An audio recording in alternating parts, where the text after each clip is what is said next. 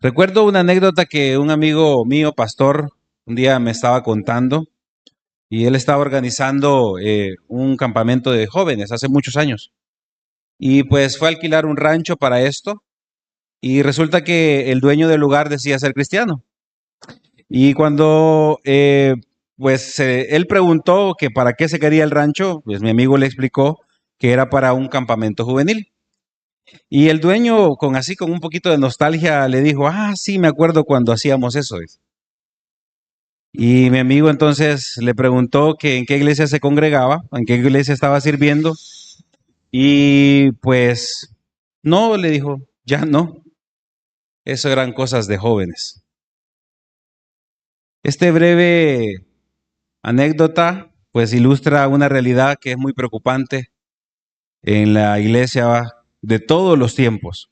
Es fácil con el tiempo perder el fervor y la pasión que en algún momento nos caracterizaba nuestro amor por Cristo. Así que esta experiencia creo que nos lleva a una reflexión muy profunda. ¿Cuántos de nosotros podríamos estar en esa misma situación espiritual? Yo me acuerdo cuando servía, me acuerdo cuando yo enseñaba la palabra, me acuerdo cuando no me perdía ningún servicio de la iglesia. Y es que realmente comenzamos nuestro caminar con Cristo con pasión, con devoción, pero con el paso de los años enfrentamos la tentación de convertir nuestra fe en un cumplimiento de actividades, en el hecho de ir a la iglesia por la presión que a veces hay de que no falte, de porque mis padres me llevan. Y realmente a veces el compromiso es externo, no es algo que nazca del corazón, es algo que está simplemente queriéndose hacer para que otros lo vean. Y perdemos la esencia del por qué somos cristianos y es tener una relación con Él, un amor genuino, un amor ferviente. La iglesia de Éfeso reflejaba esta condición que es normal en todas las iglesias de todas las eras. A pesar de la diligencia que esta iglesia tenía en las obras, en el celo por la pureza doctrinal, habían perdido su amor ferviente y prioritario por Dios. Este corazón que reemplaza la devoción genuina con un activismo externo o simplemente un formalismo espiritual muestra la lucha constante que la iglesia tuvo en sus orígenes y que la iglesia sigue teniendo. Vemos nosotros que la iglesia estaba luchando con la idolatría del corazón, con apatía, con el olvido del mandamiento más importante que encontramos en la Biblia. Amar a Dios con todo nuestro corazón, con nuestra alma, con toda nuestra mente y con toda nuestra fuerza. Sin embargo, en medio de esta lucha, sabemos que hay esperanza, hermanos. Sabemos que Cristo ofrece redención, Cristo siempre ofrece restauración y Cristo siempre hace un llamado de volver al amor inicial mediante su gracia, no por méritos. ¿Cuántos de nosotros podemos identificarnos con esta condición? Tal vez seguimos sirviendo en la iglesia, tal vez seguimos asistiendo a reuniones, tal vez defendemos la verdad bíblica, la palabra, hasta se nos ponen rojas las orejas, como dicen, cuando nos dicen algo contrario, pero en lo más profundo de nuestro ser nos damos cuenta que hace falta algo, que las cosas no están tan bien como cuando yo recibí el evangelio o cuando tenía esa gran pasión de hacerlo por Cristo. Hay algo que está ahí. El gozo, la pasión, el amor ferviente que una vez tuvimos parece haberse desvanecido. Nos hemos acostumbrado a vivir sin la intensidad de ese primer amor. ¿Cómo podemos entonces evaluar nuestra relación con Jesús y restaurar el propósito de amarlo con todo nuestro ser? ¿Cómo podemos lograrlo? El mensaje de Jesús a la iglesia de Éfeso en Apocalipsis 2, del 1 al 7, aborda este mismo problema que nosotros enfrentamos hoy en día y que la iglesia en la historia ha enfrentado. Jesús, el Señor soberano de la iglesia, reconoce las obras reconoce la perseverancia que la iglesia muchas veces tiene, y específicamente la iglesia de Éfeso. Esta congregación era una iglesia que conocía mucha palabra, que tenía mucha actividad, que defendía la fe, pero en medio de eso Jesús los exhorta a arrepentirse de haber abandonado su primer amor. Les recuerda que aunque han sido fieles en muchas áreas, necesitan recobrar esa devoción genuina para servir y evitar perder su lugar como testigos de su gloria. Al mismo tiempo, Jesús les anima con la promesa de la vida eterna para que los que perseveran lo hagan con fidelidad. Por eso este día tenemos una proposición que está enfocada en una verdad de todo cristiano. Regularmente hablamos de verdades relacionadas con Dios y lo que nos lleva a una práctica, pero también tenemos que entender que hay una marca distintiva del cristiano, y es porque el amor de Jesús es la mayor evidencia de una vida cristiana genuina. ¿Qué debemos hacer? Arrepentirnos de vivir sin este propósito. Este día tenemos una exhortación de parte de Jesús, directamente de su palabra, no de un hombre, sino que de Jesús, de arrepentirnos de vivir una vida sin el propósito de amar genuinamente a Jesús y cultivar una relación de amor sincero con Él. Es decir, el amor de Jesús requiere, hermanos, arrepentimiento y una relación renovada con Él. No podemos decir nosotros que amamos a Jesús si no nos arrepentimos de no amarlo mientras le servimos, de no amarlo mientras nos congregamos, de querer fingir externamente que estamos buscándole cuando el propósito no es porque le amamos, sino que porque queremos algo de Él. La enseñanza de este día se titula Volviendo al primer amor, la evidencia de una fe genuina. El primer punto que vamos a ver este día es que nosotros debemos de reconocer que Cristo está presente y conoce todo sobre su iglesia. Nosotros estamos aprendiendo a conocer a Cristo, estamos aprendiendo a conocer a Dios. Es la razón por la cual somos creyentes. Nos llamamos cristianos no para diferenciarnos de las otras religiones. Nos llamamos cristianos porque amamos a Cristo. Por lo tanto, debemos de conocer a aquel que amamos. En la medida nosotros le conocemos, le amamos más. No es que nosotros le amamos primero a Él y por eso estamos aquí. No, Él nos amó primero y como consecuencia de su amor, nosotros le seguimos conociendo cada vez más porque a Él le plació darse a conocer por medio de su palabra. ¿Cómo conocemos a Cristo? ¿Cómo conocemos a Dios? A través de su palabra. No lo puede conocer en oración. Podemos hablar con Dios a través de la oración.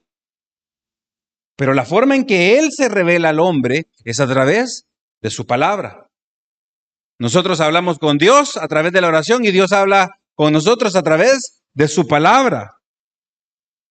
Y lo que estamos viendo nosotros en este texto que vamos a estudiar, después de entender que Él es el Señor de la iglesia, es que Él está presente en su iglesia, tanto de forma universal como de forma local y de forma personal. Dios tiene una relación con su iglesia de forma universal, de forma local, en esta iglesia local, por ejemplo, y de forma personal, por cada uno de nosotros. Quiero que leamos el capítulo 2, del versículo 1 al 3, para entender este punto. Dice, escribe al ángel de la iglesia en Éfeso. Eso le está diciendo Jesús, ¿a quién? A Juan. El que tiene las 7 estrellas en su mano derecha, aquel que anda entre los 7 candelabros de oro, dice esto: yo conozco tus obras, tu fatiga y tu perseverancia, y que no puedes soportar a los malos, y has sometido a prueba a los que dicen ser apóstoles, y no lo son, y los has hallado mentirosos. Tienes perseverancia y has sufrido por mi nombre y no has desmayado. La carta a esta iglesia comienza con un remitente que, ¿quién es? Jesús mismo. Él se presenta a cada iglesia con una característica específica de su identidad revelada en una visión a Juan. Miren lo que dice Apocalipsis 1, del 12 al 13. Lo leímos la semana pasada y dice: entonces me volví para ver de quién era la voz que hablaba conmigo. Y al volverme, ¿qué es lo que vio? Vi 7 candelabros de oro. En medio de los candelabros vi a uno semejante del Hijo del Hombre. Así que estamos claros. Con quien estaba hablando Juan en esa revelación que tuvo sobrenatural, que hoy en día ya no hay revelaciones de ese tipo porque su palabra está escrita para eso.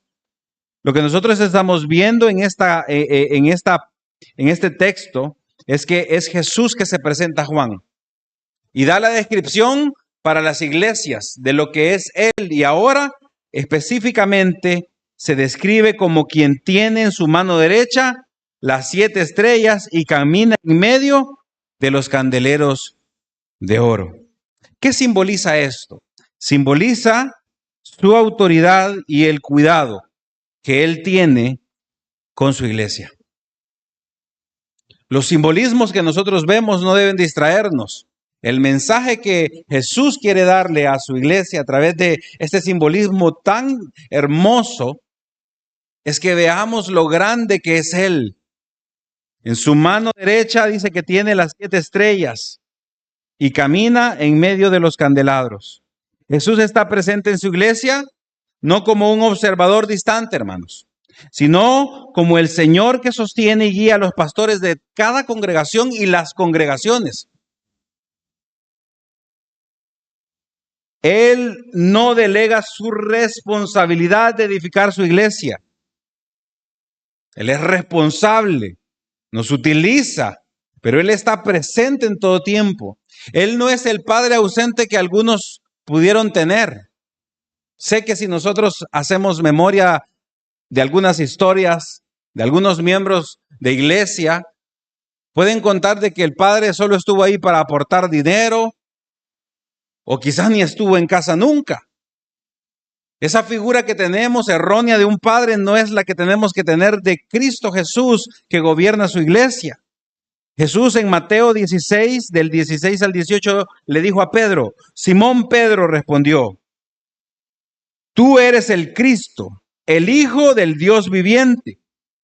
Entonces Jesús le dijo: bienaventurado eres, Simón, hijo de Jonás, porque esto no te lo reveló ni carne ni sangre, sino mi Padre que está en los cielos. Y miren cómo le habla a Pedro: yo también te digo que tú eres Pedro, y sobre esta roca edificaré mi iglesia. ¿Quién la va a edificar? Cristo. Le estaba diciendo a Pedro, refiriéndose a él como uno en los cuales él iba a empezar a edificar su iglesia. Es interesante ver que lo que Juan está diciendo es exactamente lo mismo, solo que aplicado en un contexto distinto años después. Y dice: yo también te digo, tú eres Pedro, y sobre esta roca edificaré mi iglesia. Y dice: y las puertas del Hades no prevalecerán contra ella. Así que su presencia garantiza que la iglesia va a cumplir su propósito como luz del mundo. Una iglesia verdadera va a cumplir su propósito no por el número de miembros que tenga, sino que por las marcas distintivas de una iglesia. Este día usted tiene que llevarse en la mente que una de las marcas distintivas de la iglesia no solo es perseverar, no solo es conocer su palabra, es el amor genuino por Él. Pero ¿cómo nosotros podemos asegurarnos de que la iglesia va a prevalecer? Porque Cristo interviene en medio de su iglesia, a través de la congregación, a través de los pastores, pero principalmente porque Él envía un mensaje de arrepentimiento a la iglesia y su iglesia lo va a atender. En Mateo 5, 14 al 16 dice: ustedes son la luz del mundo. Una ciudad situada sobre un monte no se puede ocultar, ni se enciende una lámpara y se pone debajo de una vasija, sino que sobre el candelero y alumbra a todos los que están en la casa. Y miren el mandato: así brille la luz de ustedes delante de los hombres, para que vean sus buenas acciones y glorifiquen a su Padre que está en los cielos. Ese es el propósito de ser cristianos. Jesús es quien tiene cuidado de los mensajeros de la iglesia. Él es quien sostiene a todos los verdaderos ministros en su mano y conoce a cada iglesia por su nombre. La predicación del evangelio es una labor indispensable de la iglesia. Y es Jesús que vela porque su evangelio sea predicado correctamente. Aquella iglesia que no lo hace, hay consecuencias. La iglesia puede seguir predicando, pero ya no el evangelio de Jesús.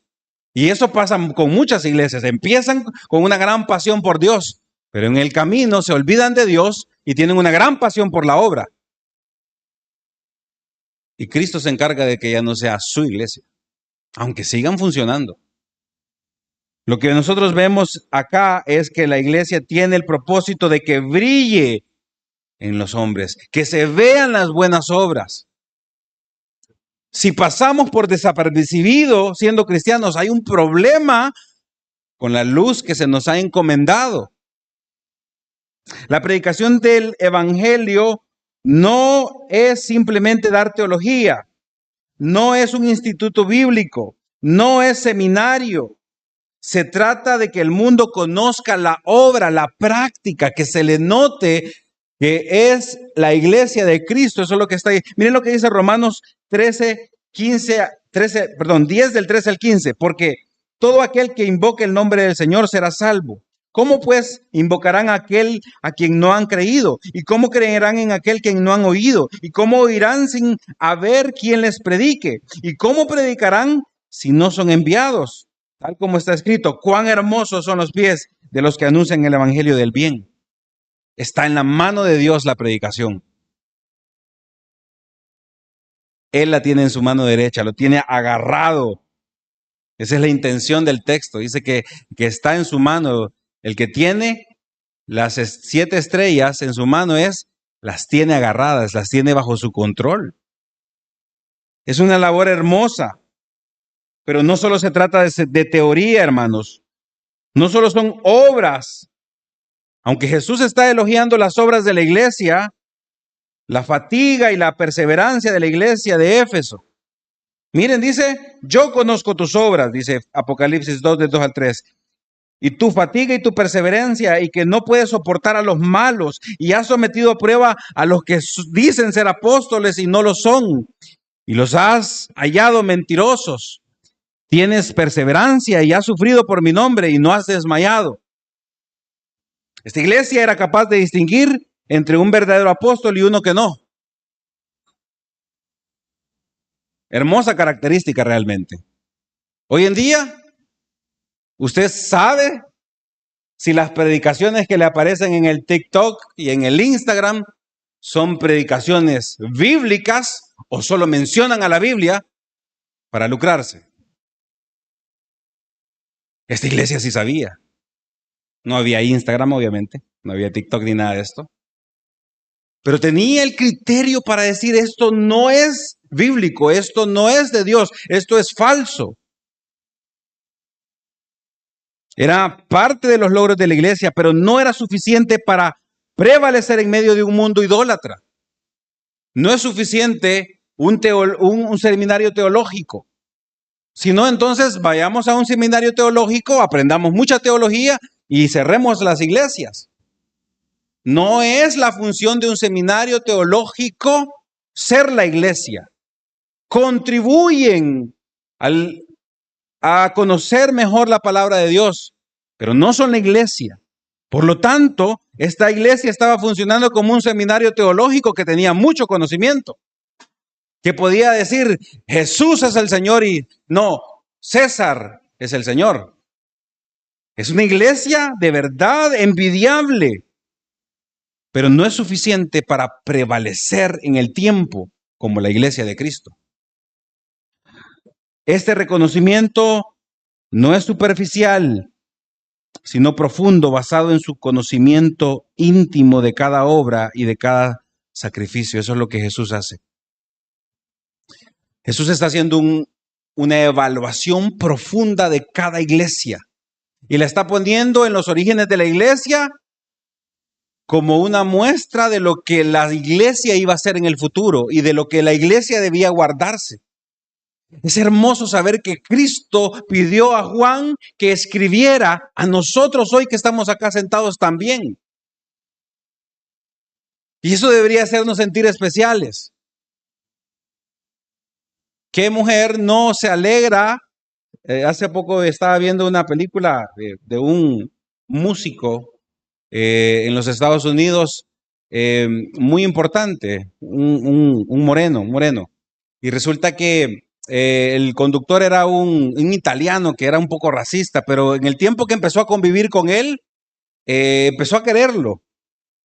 Y como el otro era un académico, el italiano no sabía nada de escritura, empezó, la esposa le dijo, se tenía que ir 3 meses, y le dijo, escríbeme cartas. ¿Y para qué? Le dice, yo no puedo escribir. Pero en el tiempo empezó a escribirle, le mandaba la idea que se le venía en la mente. Y un día, como empezaron a tener una buena relación con este músico, le empezó a enseñar a redactar cartas. Y después, cuando leía las cartas, la esposa lloraba porque eran cartas ya bien elaboradas, con un propósito, bien poéticas. Y al finalizar de la película, él llega a celebrar la Navidad con la familia. Este músico moreno llegó a la casa de la familia, estos italianos, y la esposa lo primero que le hizo es abrazarlo y le dice, gracias por enseñarle a escribir esas cartas. Una mujer ama eso. Deberíamos estar admirados que Dios, el creador de todo el universo, de la tierra, nos escribió una carta, hermanos, para que conociéramos más de su trabajo, el que no vemos, porque está limitada nuestra vista por el pecado. Vemos nosotros acá a Cristo cuidando su iglesia profundamente, íntimamente. Él conoce sus obras, conoce mis obras. Para ilustrar esta obra, podemos pensar como un pastor en un rebaño. Vemos que los pastores, si hemos visto películas, no son superficiales. Ya están las ovejas, ¿verdad? Me voy a quedar dormido. Están pendientes de las ovejas, tienen una labor que hacer. Si pensamos en las vacas, es lo mismo. Me impresiona ver cómo siempre llevan el ganado por las calles y no se les pierde ninguno. Y los carros tienen que parar y ahí está el que está arriando el ganado. Les silba y les hace de todo, ¿verdad? Y le obedecen. Imagínese Jesús pendiente de cada uno de nosotros. Es un cuidado constante, es un aliento para los pastores también. ¿Por qué? Porque así ya no cae la carga sobre el pastor. Es Cristo a través de los pastores hablando el mensaje de su palabra, pero al mismo tiempo cuidando a su iglesia. Es imposible que un pastor lo pueda hacer. Un pastor no es omnisciente, no es omnipresente, pero Cristo está todo el tiempo con su iglesia. Nos recuerda que no llevamos la carga nosotros de la iglesia, sino que Jesús mismo la sostiene en su mano. Hay un texto que creo que nos ayuda a entender mucho y hay una alabanza hermosa con respecto a este texto. Isaías 58:11 dice, el Señor te pastoreará siempre. En la sequía saciará tu alma y dará vigor a tus huesos. Serás como huerto de riego, como un manantial de agua cuyas aguas nunca se agotan. Siempre. Es nuestro pastor. Él es el que guía a su iglesia. Él es el que la conoce. Jesús está presente y activo en su iglesia, sosteniendo a los pastores y dirigiendo la congregación. Su autoridad y conocimiento íntimo aseguran que su iglesia cumpla su propósito de ser luz. Por eso es que la iglesia ha prevalecido hasta ahora.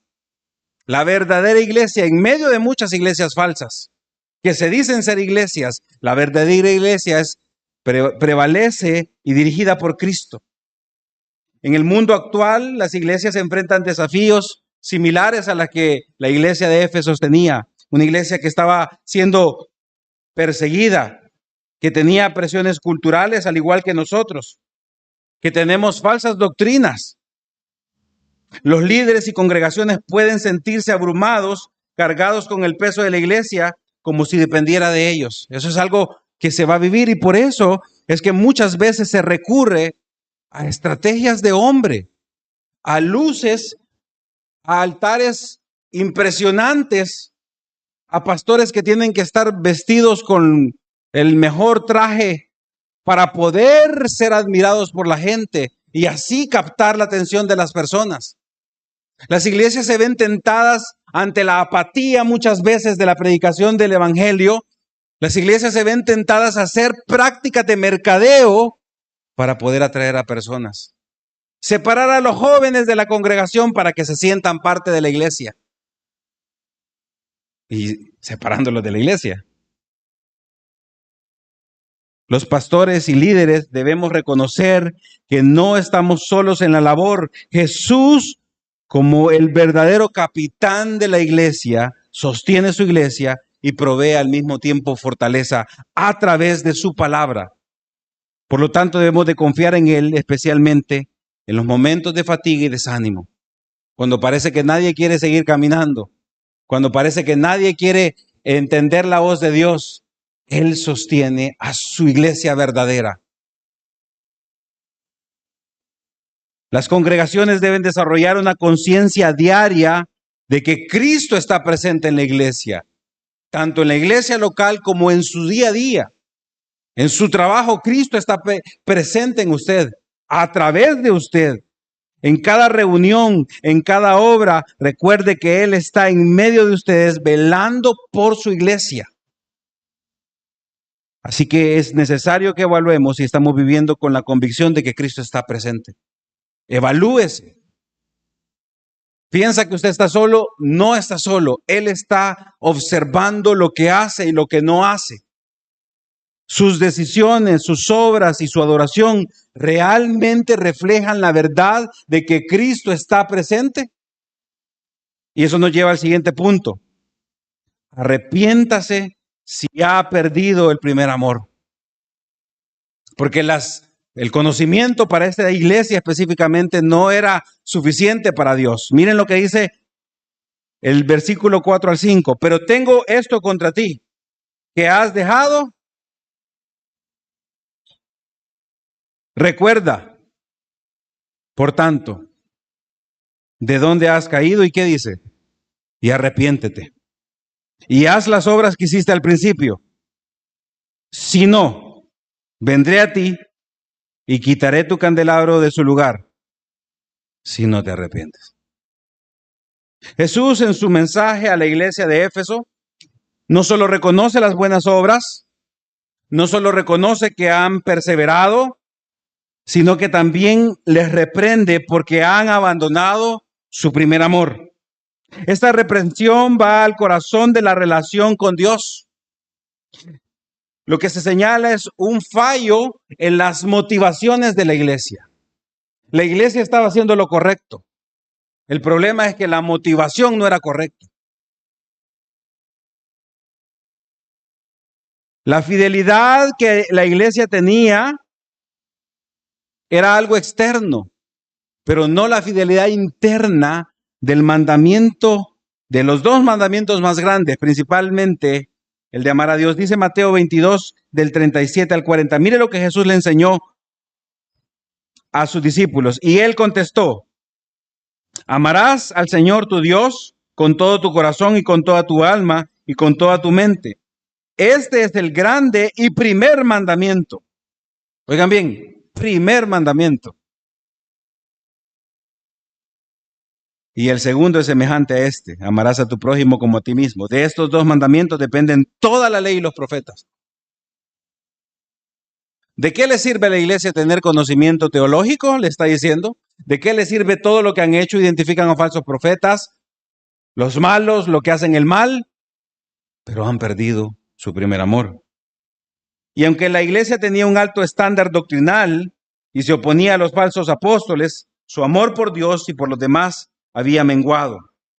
Miren un poquito de historia. Pablo, quien había fundado esta iglesia, le enseñó durante 3 años el Evangelio. Miren lo que resume Pablo en el libro de los Hechos, capítulo 20, versículo del 30 al 31, dice: también de entre ustedes mismos, aconsejando a la iglesia de Éfeso, también de entre ustedes mismos se levantarán algunos hablando cosas perversas para arrastrar a los discípulos tras ellos.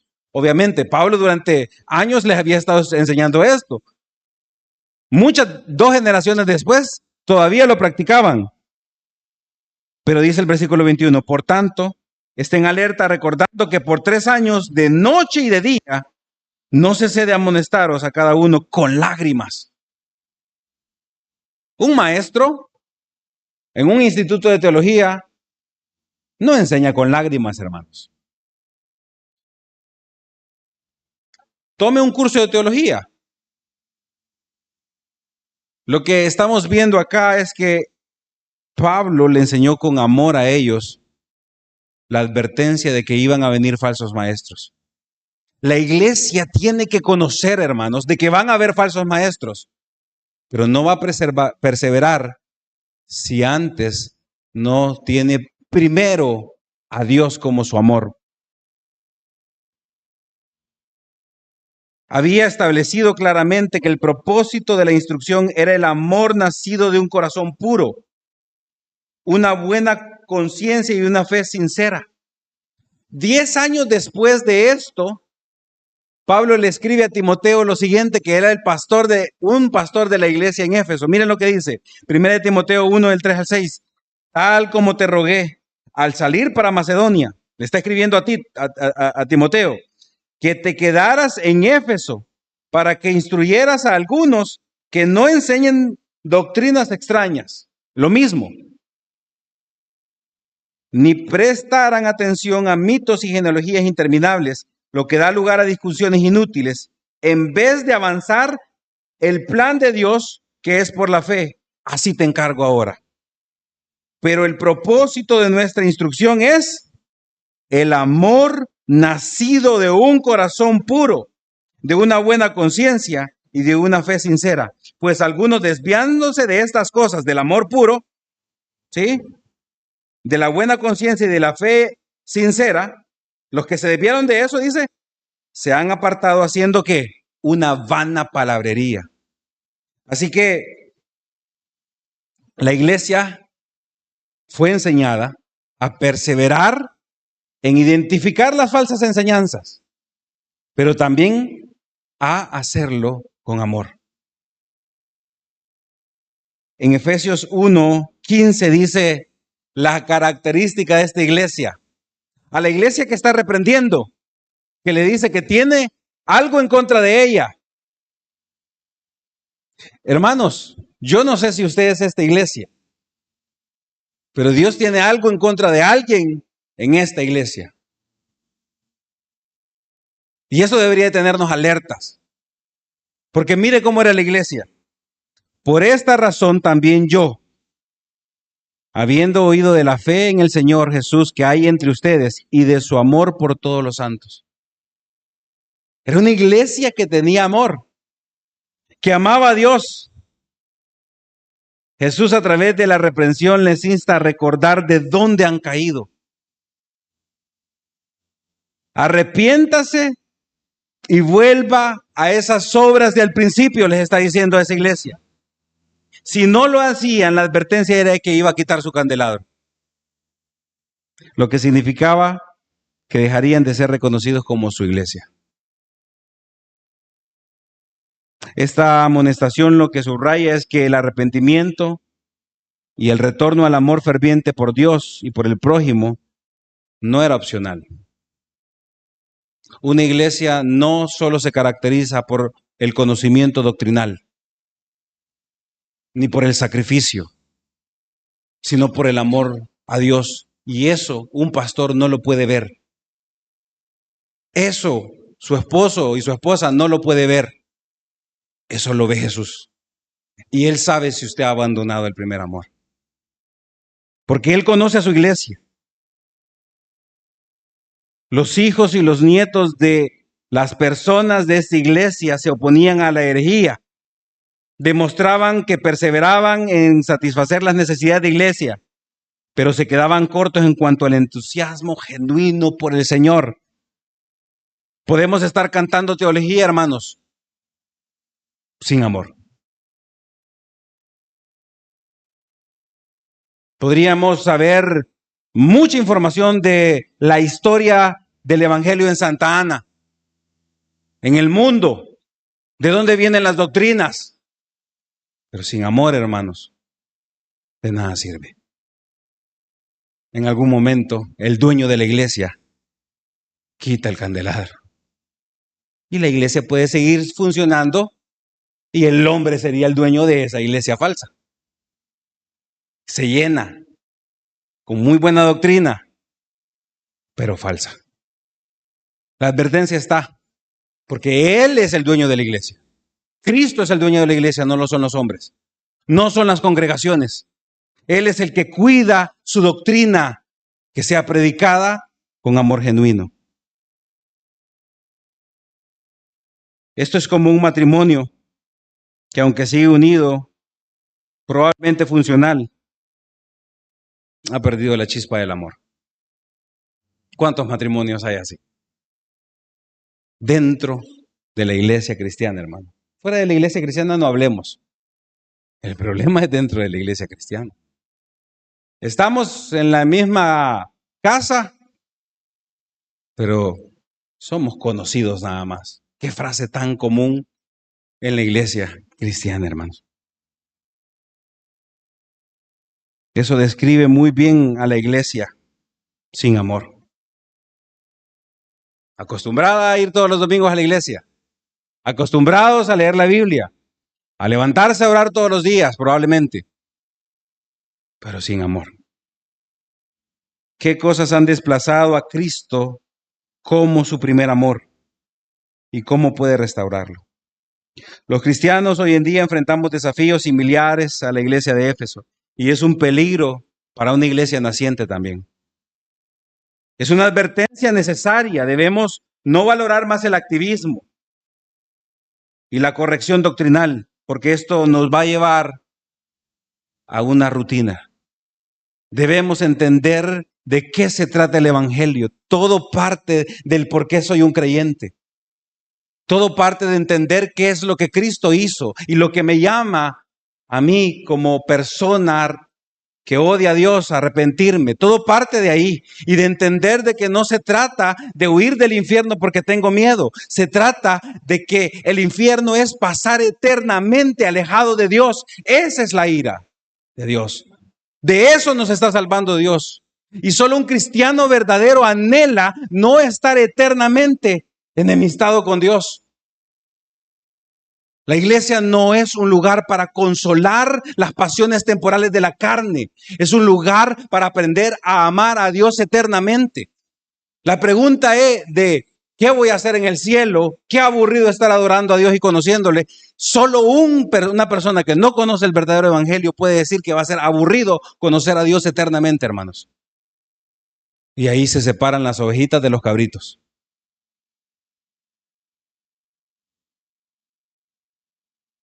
Un ejemplo podría ser también un creyente que después de años de servir fielmente en su iglesia, se encuentra espiritualmente estancado, enfocado en cumplir más tareas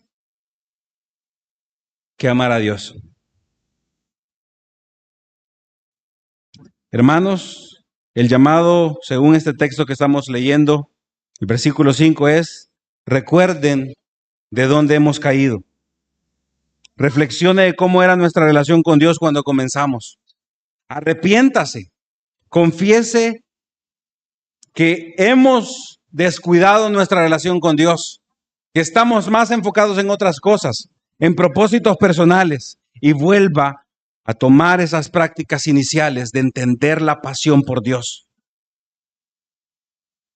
¿Estamos cultivando un amor genuino por Dios en nuestras reuniones, en nuestras actividades? ¿Estamos guiando a las nuevas generaciones a una relación genuina con Cristo?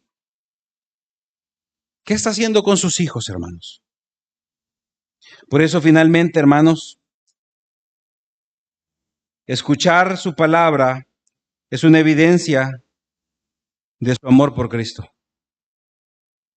Si usted este día escucha la palabra de Dios, es una evidencia de que usted genuinamente ama a Cristo. Dice el versículo 6, sin embargo tienes esto, que aborreces las obras de los nicolaítas, las cuales yo también aborrezco. El que tiene oídos, oiga lo que el Espíritu dice a las iglesias. Al vencedor le daré de comer del árbol de la vida que está en el paraíso de Dios. El mensaje del Evangelio, como lo establece Jesús, tiene el arrepentimiento como uno de sus elementos centrales. En Lucas 5:30 al 32 dice, y los fariseos y sus escribas se quejaban a los discípulos de Jesús diciendo, ¿por qué comen y beben ustedes con los recaudadores de impuestos y con los pecadores? Jesús les respondió, los sanos no tienen necesidad de médico, sino que están enfermos. No he venido a llamar justos, sino a pecadores al arrepentimiento. Jesús se identifica con la iglesia, le dice, miren, han dejado su primer amor, pero hacen algo bueno. Atacan al pecado y no al pecador. Ustedes odian las obras de los nicolaítas. Tienen esperanza todavía. Hay un reflejo del amor por las personas, porque a veces las iglesias caen en el vicio de atacar a las personas y puntualizan el pecado de la gente y puntualizan a las personas como pecadores y no al pecado que las personas cometen. Así que en Apocalipsis 2, de 6 al 7, vemos que hay otro elogio de Jesús a la iglesia por aborrecer las obras de los nicolaítas, no a los nicolaítas. Y aunque hay poca información acerca de este grupo de personas, el texto indica que estas personas practicaban inmoralidad, engañaban y seducían a las iglesias a desviarse de la verdad que habían aprendido. Y a diferencia de otras congregaciones que cayeron en sus mentiras, la iglesia de Éfeso permaneció firme en rechazar estas obras. Así que esto era como un pequeño muestra de que él sabía que eran iglesia. Jesús les está diciendo, ustedes tienen frutos de que son iglesia. Jesús no les está diciendo, ustedes van a perder la salvación. Lo que Jesús les está diciendo, ustedes están evidenciando de que de verdad son iglesia, pero necesitan mi reprensión. Porque si no caeríamos en la doctrina de pensar de que la salvación se pierde. La iglesia nunca deja de ser iglesia. El punto es que cuando Cristo exhorta a su iglesia al arrepentimiento, la iglesia se arrepiente y hay evidencias de que somos cristianos. Hay evidencias de que amamos a Dios, aunque a veces dejamos nuestro primer amor. Pero la evidencia de que nunca fue iglesia es que Él quita el candelabro. De que no hay arrepentimiento. De que la iglesia quiere seguir obrando, haciendo cosas, cumpliendo con rutinas, con compromisos limitados, de acuerdo a nuestras expectativas. Y no de acuerdo a lo que Dios pide, que es dejar todo por Él.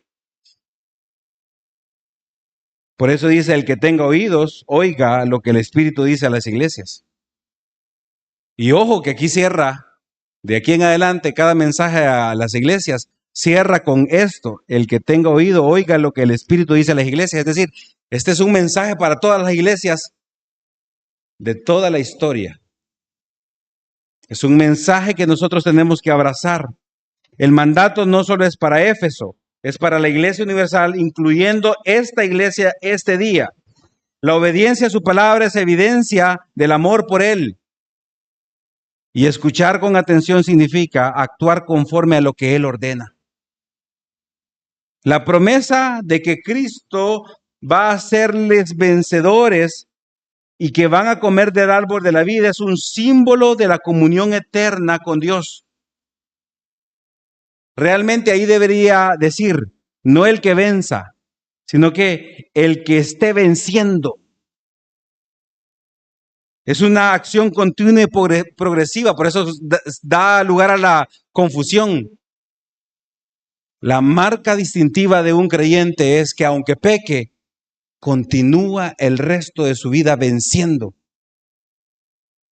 No es que se quede estancado, lineal. Mire, una pregunta clave para una persona que ha nacido de nuevo es: ¿cómo fue tu vida antes y cómo es tu vida ahora? Igual. Uy, esa es alerta. Todo igual.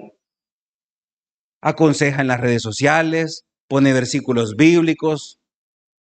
Vana es la gracia y engañosa es la hermosura. Cuando se siente feíta la hermana, entre comillas, pone eso en las redes sociales. Pero la mujer que teme a Jehová, esa será exaltada. No se congrega, no pasa nada en su vida.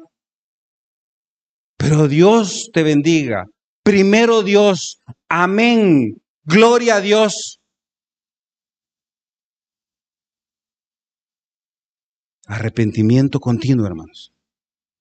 Es una marca del creyente.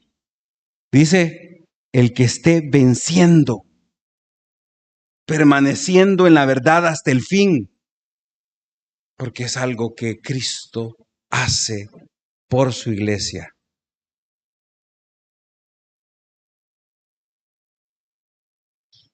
¿Está viviendo como alguien que escucha y responde activamente a la palabra de Dios? Jesús elogia a la iglesia de Éfeso por aborrecer las obras de los nicolaítas. Pero este no es un odio a las personas. Yo creo que eso nos ayuda a nosotros a ver un poco, a revisar un poquito acerca de nuestra vida. Y no es animarnos, sino que ver que Él sabe si usted es un hijo de Dios o no. Él sabe que hay evidencias. No es para un hasta aquí ya no más. Es para decir, Señor, sí tengo que arrepentirme y continuar. No es para quedarnos estancados, hermanos. Debemos identificar que los cristianos vamos a enfrentar ideologías y prácticas que se van a infiltrar en la iglesia. Nos van a seducir a falsas enseñanzas y a compromisos con el pecado. Pero como la iglesia de Éfeso estamos llamados a permanecer fieles en la palabra de Dios, rechazando todo lo que va en contra de su verdad. Hermanos, debemos preguntarnos si estamos escuchando su palabra con atención o obediencia. Si su amor por Cristo se refleja en el rechazo al pecado y con el compromiso con la verdad. Debemos rechazar el pecado. Como iglesia debemos evaluarnos juntos si estamos discerniendo y rechazando las influencias que contradicen la palabra de Dios, pero al mismo tiempo amando a Dios y amando al prójimo. Por eso es que Jesús promete que aquellos que perseveran tendrán acceso ¿a dónde? Al árbol de la vida. Y es que esta es una invitación a vivir con la mirada puesta en la eternidad, hermanos. Es una invitación a no pensar en lo que estamos haciendo ahorita solamente. El cristiano, y una marca distintiva del cristiano y de la iglesia, es que espera el pronto regreso de Cristo Jesús. El árbol de la vida va a estar ahí, así como estuvo en Edén, y el hombre no tuvo acceso a él. El hombre fue expulsado de Edén para no tener acceso al árbol de la vida que siempre estuvo ahí, pero que él no quiso tomar, sino que prefirió ¿qué? El árbol de la ciencia del bien y el mal, lo que le llevó a rebelarse en contra de Dios. El cristiano anhela ya no rebelarse en contra de Dios. Eso es lo que distingue a un cristiano verdadero también. Anhela ese día y ahí va a estar cada cristiano y cada creyente de la historia. Porque el amor por Jesús es la mayor evidencia de una vida cristiana genuina. Debemos arrepentirnos de vivir sin este propósito y cultivar una relación de amor sincero con Él. Este es el mensaje que Cristo dirigió a la iglesia de Éfeso y que hoy sigue resonando para nosotros. En su gracia, Cristo nos llama a reflexionar, a arrepentirnos y restaurar nuestra relación con Él, sabiendo que Él está presente, conoce nuestra condición y desea lo mejor para su iglesia. Así que, hermanos, recuerden, Cristo está presente y conoce todo sobre su iglesia. Esta y todas las que han existido. Cada uno de nosotros como iglesia, Él conoce todo. Sabe cuáles son nuestras obras. Sabe el esfuerzo que hemos hecho. Arrepintámonos si hemos perdido ese primer amor. Ese mandato de no solamente con nuestra mente, hermanos. Es con el cuerpo, con el alma, con la fuerza y con la mente, hermanos. Todo debe de amar a Dios. Evalúese si solo usted ama a Dios parcialmente y arrepiéntase y vuelva a ese primer amor enérgico por Él. Los que hemos estado en iglesias desde pequeños, creo que eso es una confrontación muy grande. Las obras externas no dicen lo que hay allá adentro, pero el Espíritu Santo es el que nos confronta y nos redarguye de todo pecado. Y finalmente, hermanos, escuche su palabra como evidencia de su amor. Nuestra relación con Cristo debe ser el centro de nuestras vidas. Él está presente, nos llama al arrepentimiento y nos invita a vivir en comunión con Él a través de ¿qué? De su palabra. Ame su palabra, hermanos. Es la única forma en la cual nosotros podemos conocer a Él, cómo dirige la iglesia y revelar lo que también hay a veces no nos conocemos a nosotros mismos. Quien nos conoce mejor es Él y por eso nos confronta con su palabra. El amor por Jesús requiere arrepentimiento y una relación renovada con Él. Vamos a orar. Dios bueno, te damos gracias este día.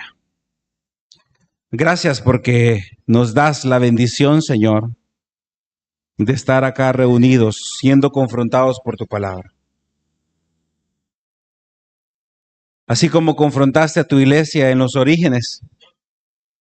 Habían pasado unos cuantos años después de que tú ascendiste al cielo y confrontaste a tu iglesia.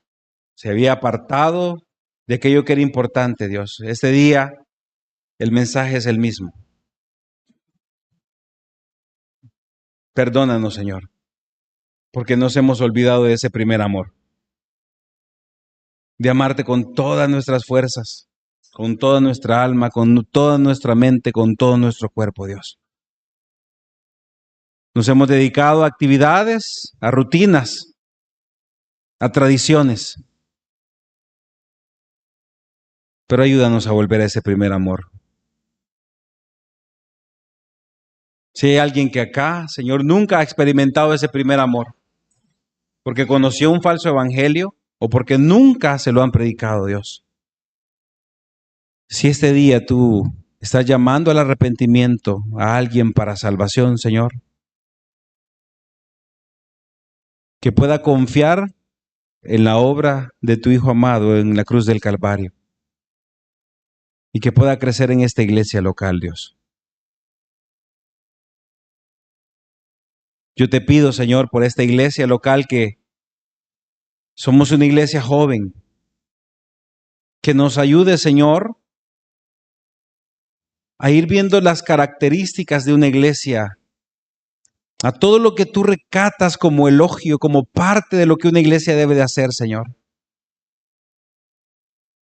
Y educar, Señor, a nuestros hijos y a cada una de las personas que se agregan a la iglesia, Señor, según tu palabra, Dios. Que podamos ser la luz del mundo de verdad.